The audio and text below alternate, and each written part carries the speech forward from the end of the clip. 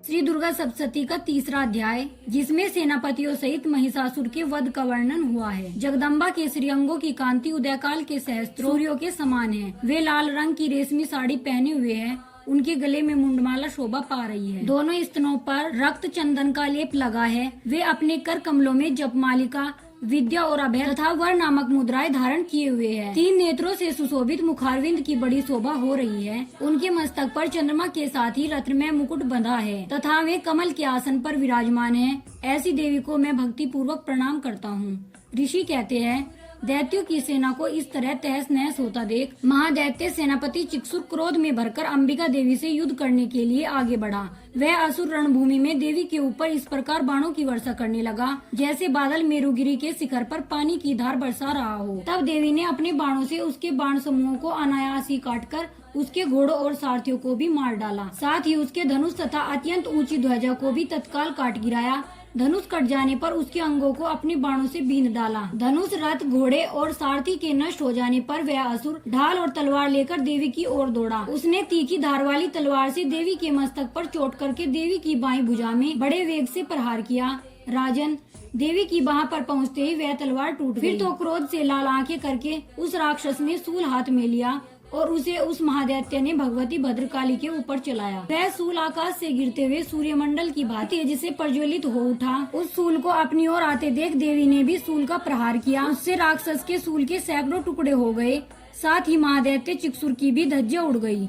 वह प्राणों से हाथ धो बैठा। महिषासुर के सेनापति उस महापराक्रमी चिक्सुर के मारे जाने पर देवताओं को पीड़ा देने वाला चामर हाथी पर चढ़कर आया।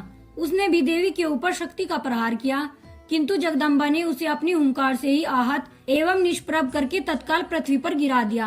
शक्ति टूटकर गिरी हुई देख चामर को बड़ा क्रोध हुआ। अब उसने शूल चलाया, किंतु देवी ने उसे भी अपने बाणों द्वारा काट डाला। इतने में ही देवी का सिंह उछलकर हाथी के मस्तक पर चढ़ बैठा और उस दैत्य के साथ खूब जोर लगाकर बाहुयुद्ध करने लगा। वे दोनों लड़ते लड़ते हाथी से पृथ्वी पर आ गए और अत्यंत क्रोध में भरकर एक दूसरे पर बड़े भयंकर प्रहार करते हुए लड़ने लगे। तदंतर सिंह बड़े वेग से आकाश की ओर उछला और उधर से गिरते हुए अपने पंजों की मार से चामर का सिर धड़ से अलग कर दिया। इसी प्रकार उदग्र भी शिला और वृक्ष आदि की मार खाकर रणभूमि में देवी के हाथ से मारा गया तथा कराल भी दांतों, मुक्कों और थप्पड़ों की चोट से धराशायी हो गया। क्रोध में भरी हुई देवी ने गदा की चोट से उद्यत का कचूमर निकाल डाला। बिंदीपाल से वाशकल को तथा बाणों से ताम्र और अंधक को मौत के घाट उतार दिया। 3 नेत्रों वाली परमेश्वरी ने त्रिशूल से उग्राश्य, उग्रवीर्य तथा महाहनु नामक दैत्यों को मार डाला। तलवार की चोट से विडाल के मस्तक को धड़ से काट गिराया। दुर्धर और दुर्मुख इन दोनों को भी अपने बाणों से यमलोक भेज दिया। इस प्रकार अपनी सेना का संहार होता देख महिषासुर ने भैंसे का रूप धारण करके देवी के गणों को त्रास देना आरंभ किया। किन्हीं को थूथुन से मारकर, किन्हीं के ऊपर खुरों का प्रहार करके, किन्हीं को पूंछ से चोट पहुंचाकर, कुछ को सींगों से विदीर्ण करके, कुछ गणों को वेग से, किन्हीं को सिंहनाद से, कुछ को चक्कर देकर और कितनों को निश्वास वायु के झोंके से धराशायी कर दिया। इस प्रकार गणों की सेना को गिराकर वे असुर महादेवी के सिंह को मारने के लिए झपटा।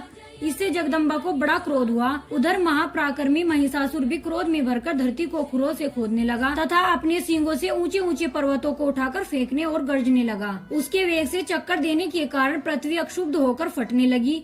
उसकी पूंछ से टकराकर समुद्र सब ओर से धरती को डुबोने लगा। हिलते हुए सींगों की आघात से विदीर्ण होकर बादलों के टुकड़े टुकड़े हो गए। उसके श्वास की प्रचंड वायु के वेग से उड़े हुए सैकड़ों पर्वत आकाश से गिरने लगे। इस प्रकार क्रोध में भरे हुए उस महादैत्य को अपनी ओर आते देख चंडिका ने उसका वध करने के लिए महान क्रोध किया। उन्होंने पास फेंककर उस महान असुर को बांध लिया। उस महासंग्राम में बन जाने पर उसने भैंसे का रूप त्याग दिया और तत्काल सिंह के रूप में वह प्रकट हो गया। उस अवस्था में जगदम्बा जो ही उसका मस्तक काटने के लिए उद्यत हुई, त्यों ही वह खड़गधारी पुरुष के रूप में दिखाई देने लगा।